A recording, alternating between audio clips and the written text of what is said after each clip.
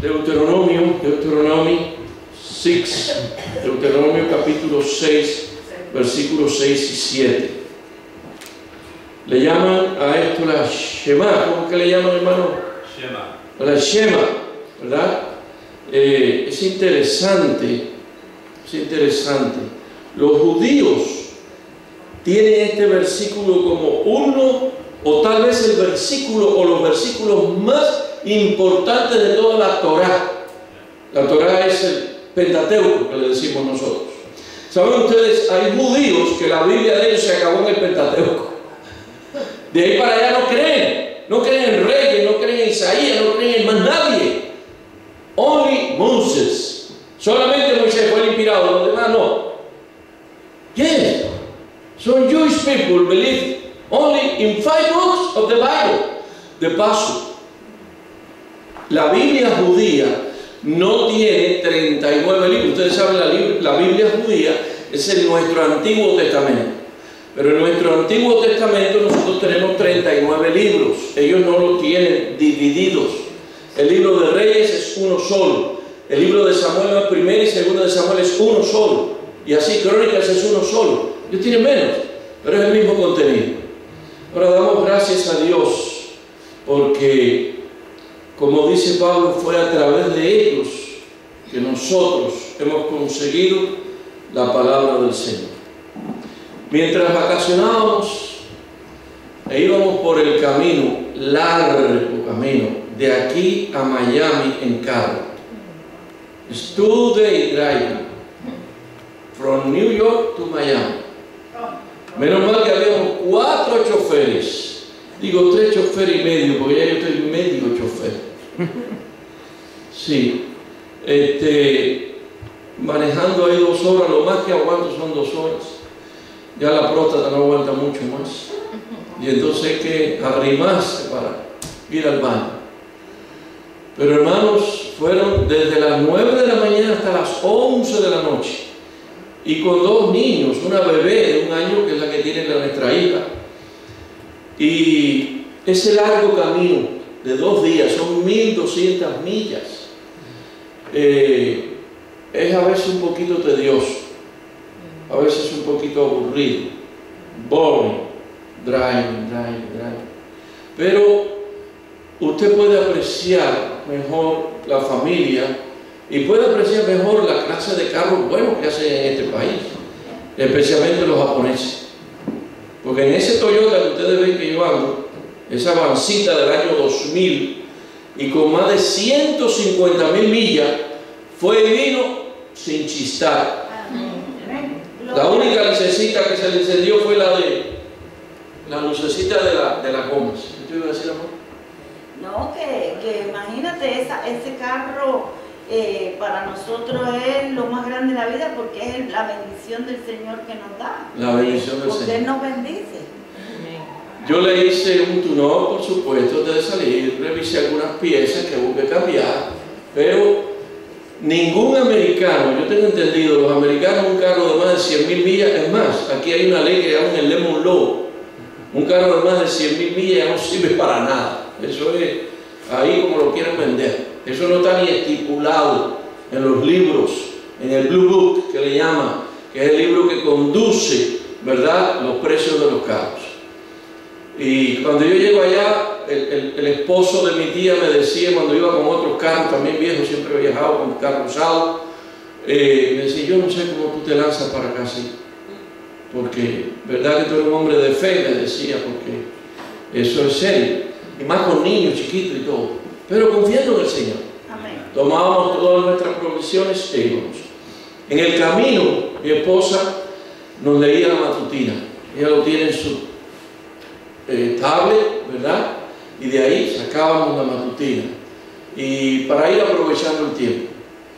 De aquí para allá paramos para cenar, para hacer las comidas, pero de allá para acá ya no too much time, no, teníamos que ir por la window, ¿verdad? ¿Cómo le llaman? El drive-thru, pick up the food.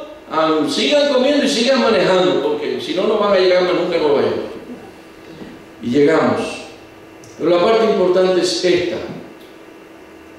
Jesús dice aquí, estas palabras que yo te mando hoy estarán sobre tu corazón y se las repetirás a tus hijos y les hablarás de ella estando en tu casa y andando por el camino, al acostarte cuando te levantes.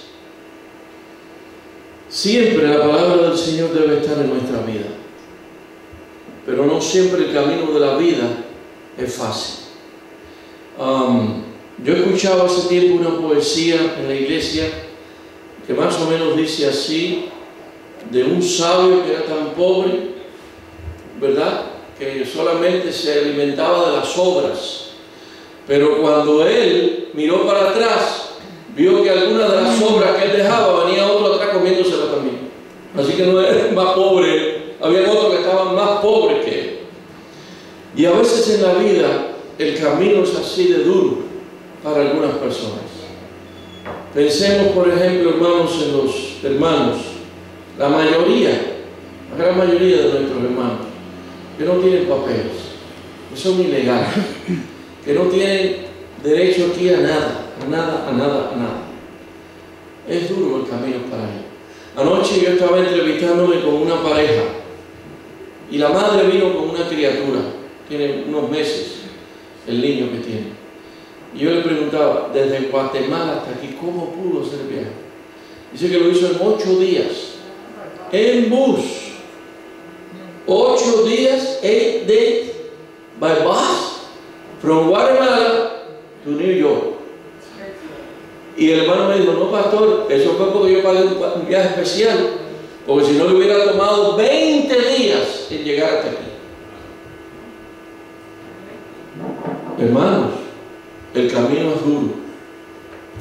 Por eso necesitamos una guía para este camino. A veces es áspero, difícil de transitar, pero necesitamos esa guía que dice aquí la palabra de Dios en el Salmo 119 y el versículo 105, que muchos de ustedes pudieran, al igual que su servidor, repetir de memoria, ¿verdad?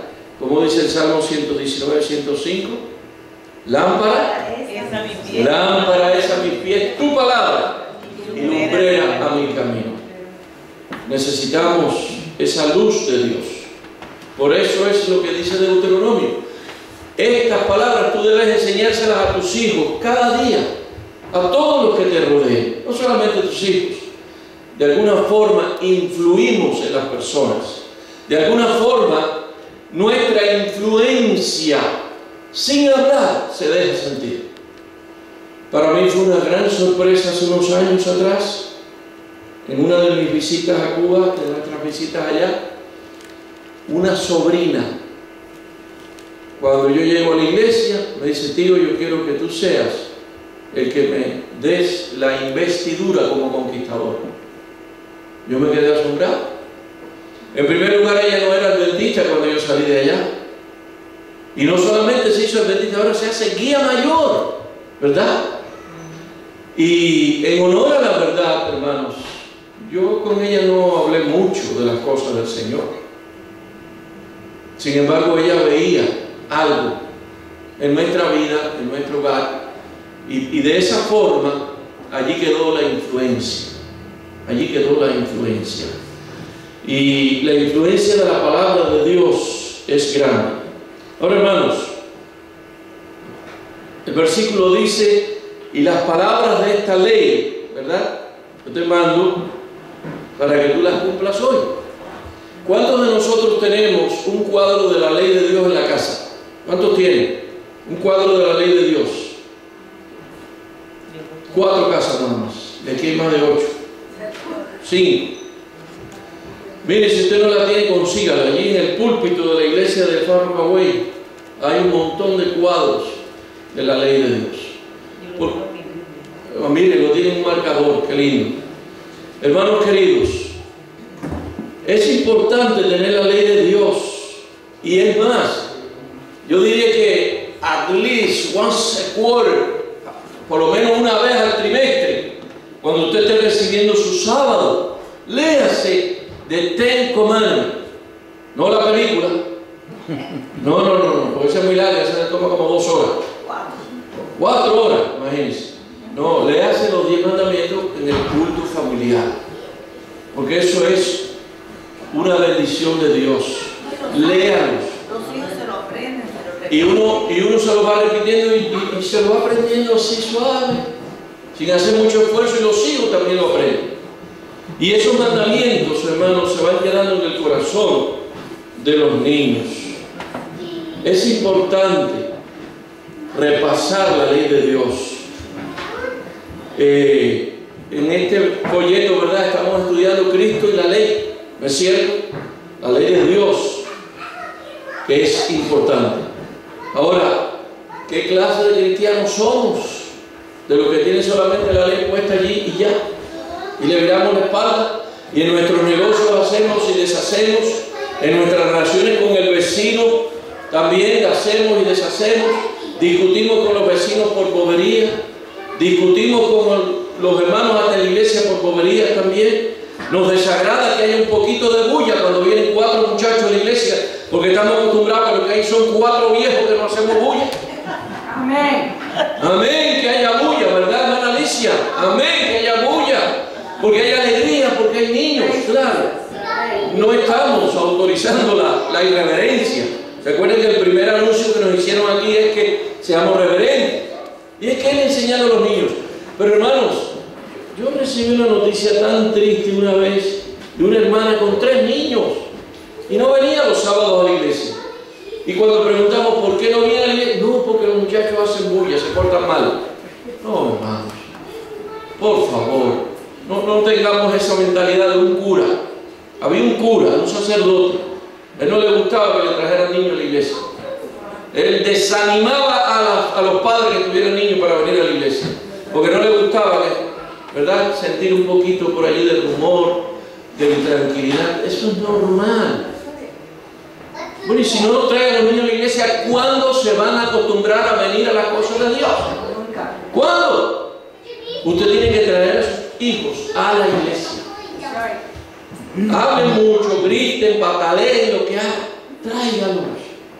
Para que cuando ellos tengan la edad de decidir, entonces decidan por sí mismos si se van o no. Miren lo que pasó en Checoslovaquia, hermanos. Escuchen esto. Esto fue historia verídica por muchos años en la iglesia adventista. Cuando Checoslovaquia estaba dominada por los comunistas, allí hicieron una legislación y pusieron una ley que los padres tenían que mandar a sus hijos a la escuela, ¿verdad? Todas las escuelas son del gobierno en los países comunistas. Si no mandaban los hijos los sábados a la escuela, le iban a quitar los niños. Y el gobierno iba a tomar lo que le llaman la patria potestad. ¿Do you believe that? ¿Qué situación esa? Dios me dice que el sábado no debo mandar a mis hijos, pero ahora el gobierno me dice que los manda. ¿Sabe cuál fue la decisión total de la iglesia? De los dirigentes de la iglesia. ¿Sabe cuál fue? Mandar a los muchachos el sábado a la escuela para que no se los quitaran. De lunes a viernes, de domingo a sábado, los 7 días, ellos tenían a sus hijos consigo.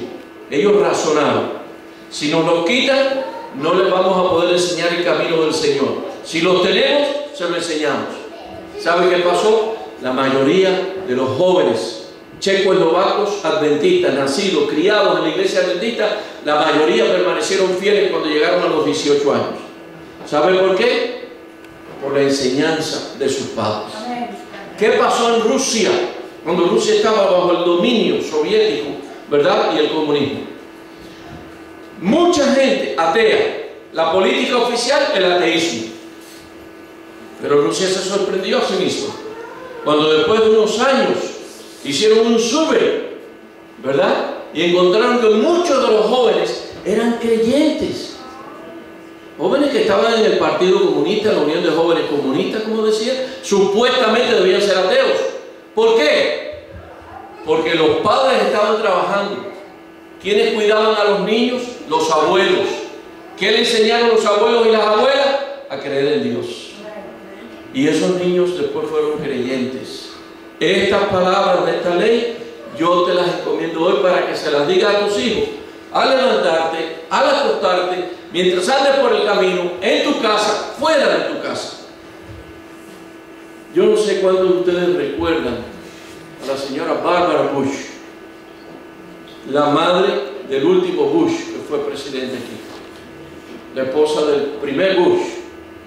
Esta señora Barbara Bush, yo recuerdo la campaña de ella, así como la señora Michelle Obama, ¿verdad? Está preocupada por el asunto de la salud y ha puesto que las escuelas quiten el junk food y todo eso. La señora Barbara Bush hizo su campaña a favor de que se le leyera a los niños, porque cuando se le lee a los niños en el hogar, escuchen esto bien, padres y abuelas, cuando usted le lee a sus hijos historias, ¿verdad? Usted le lee cosas que le llamen la atención a los niños. No le va a leer ahí cosas que lo aburren. Pero ¿cuáles son las mejores historias para contarle a los niños? La de Superman o Batman, no, las historias bíblicas.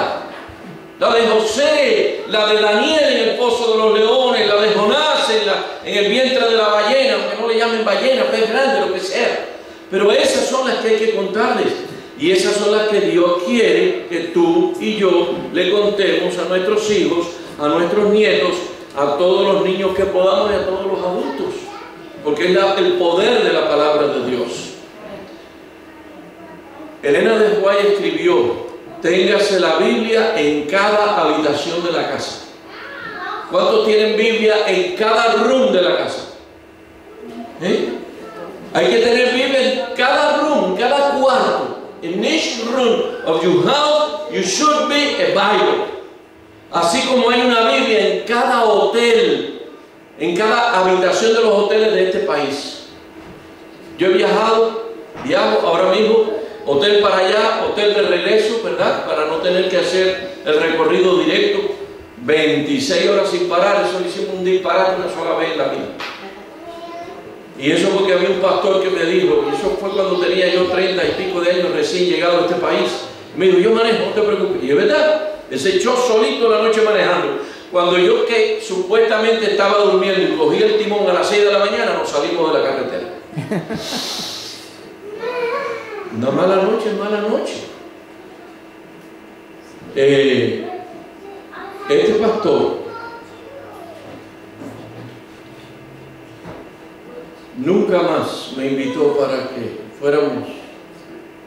No hay que parar. Y en cada hotel que hemos parado, hermanos, hemos encontrado siempre un ejemplar de la palabra de Dios. Ahora, yo lo que quisiera es encontrar una organización como los Gedeones. Esos son los que ponen la Biblia en cada habitación de un hotel gratis. Ojalá algún día aparezca una organización que ponga la Biblia en español también en cada hotel, o por lo menos donde haya población o mayoría. Pero es que somos más de 50 millones de habitantes en este país. Estados Unidos se ha convertido en el tercer país de habla hispana del mundo. Solamente México, España y Argentina, tengo entendido que son los que le superan. Hace unos años atrás era el cuarto país. Solamente Colombia, pero ahora tenemos más gente que Colombia. Bien. Entonces, es bueno poner la palabra de Dios también en esos lugares. Decía José Martí que se lea la Biblia cuando nace el sol y cuando el sol se pone. ¿No es cierto? Leer la palabra. Ahora, algunos tienen la Biblia como un adorno o como un amuleto. ¿Sabe cómo es un amuleto? Una cosa de suerte. Así como tienen las herraduras, los que creen en herradura y mazorcas de maíz allí detrás de la puerta. Algunos tienen la Biblia allí en la casa, pero jamás la abren. No la abren. ¿Saben, hermanos? Es interesante. Este es el siglo el milenio de las luces, ¿verdad? Ahora es cuando más Biblias hay. En el siglo XVIII, años 1700, ¿bien? Era difícil encontrar una Biblia para leer. Y hubo una niña tendría 12 años, 11, 12 años, se llamaba María Jones. No sé cuántos de ustedes han oído hablar de María Jones. Tal vez el John Bish se lo pusieron honor a María, no sé. Era del apellido Jones. Esta niña tenía tantos deseos, hermano García, de estudiar la Biblia. Había una Biblia en un lugar, en la casa de unos amigos de sus padres. Y ella caminaba, hermana Gloria, 10 kilómetros para ir a leer un rato la Biblia en casa de sus amigos y después regresarse otros 10 kilómetros para atrás para su casa. De esto supieron algunos hombres influyentes. Eso sucedió en Gran Bretaña. Hombres de dinero, cristianos. Y entonces ellos pensaron, esto no debe ser. Tenemos que lograr que la Biblia esté en muchos hogares y que todo el que la quiera tener, que la quiera leer, la pueda tener. Y así nació la primera sociedad bíblica británica y extranjera, por este grupo de hombres, inspirados por el fervor de esa niña. Era una Biblia grandota. Ahora, nosotros tenemos Biblias aquí que pueden costar hasta $100, ¿verdad? Esas Biblias grandes, familiares, que venden los colportores, que pesan como 10 libras. ¿Bien? Pero hay esta Biblia también, mira, chiquitita. Esta está en inglés, si alguno la necesita yo se la regalo. Esta Biblia, ¿verdad? He visto hasta Biblias más chiquititas todavía. Hay Biblias de bolsillo que le llaman. Pero no solamente eso, usted puede tener la Biblia en su teléfono, la tiene en la tableta, la tiene en el iPad, en el iPod y la tiene en todas partes. Sí, hermana Teresa. ¿Cómo es? Sí. La señora que trabaja conmigo me ha pedido una Biblia en inglés. Pues aquí le está. Yo no sé si podrá leer esta letra chiquitita, pero eso la doy. Pruebe, si no le buscamos otra. El punto es este. Nosotros regalamos la Biblia en las conferencias. ¿Lo hacemos o no lo hacemos? La Biblia está diseminada. Es conocida por muchos. Está en braille. Está en la mayoría de los idiomas.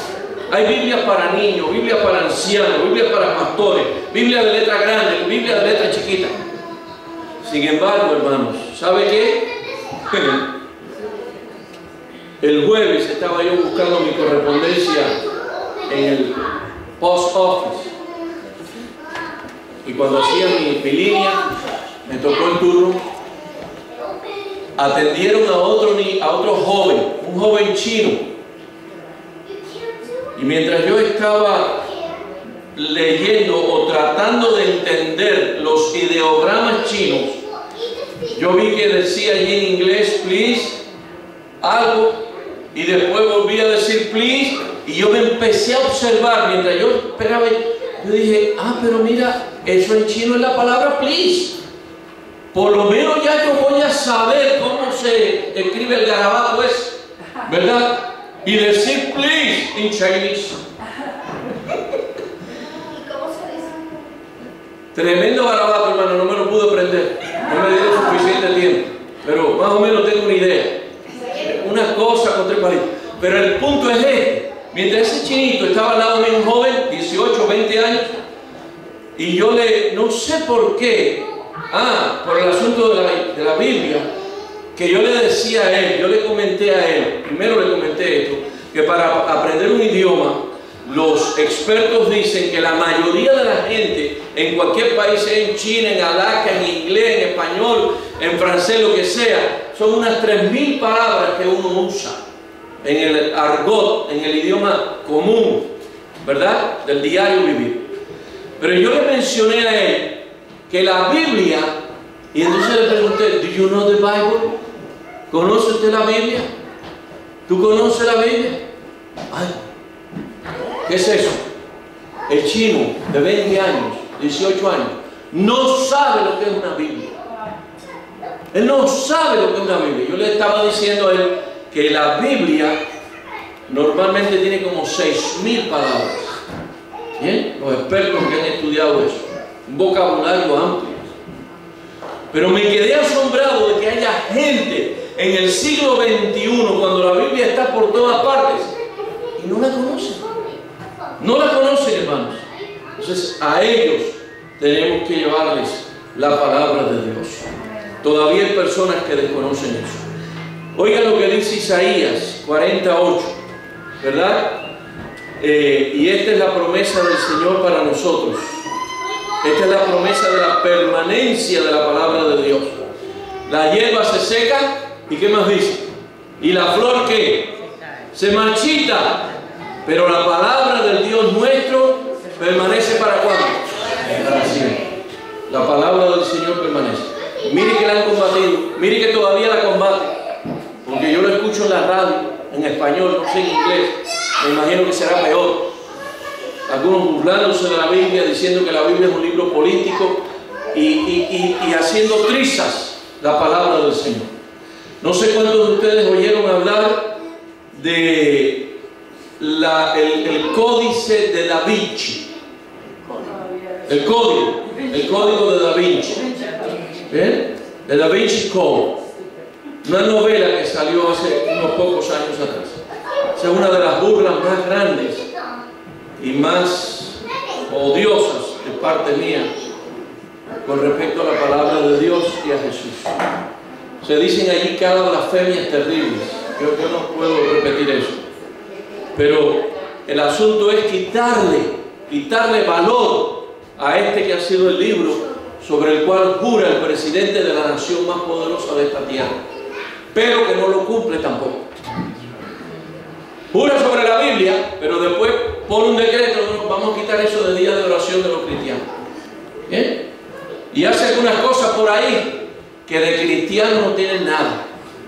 ¿Bien? Se tortura a la gente, se acaba con la gente, bueno, en fin. La promesa es, hermanos, la palabra de Dios permanece para siempre. Jeremías 15, 16. Escuchemos esto. Jeremías capítulo 15, versículo 16. Si alguien lo tiene y lo puede leer, se lo voy a agradecer, lo encuentra más rápido que yo.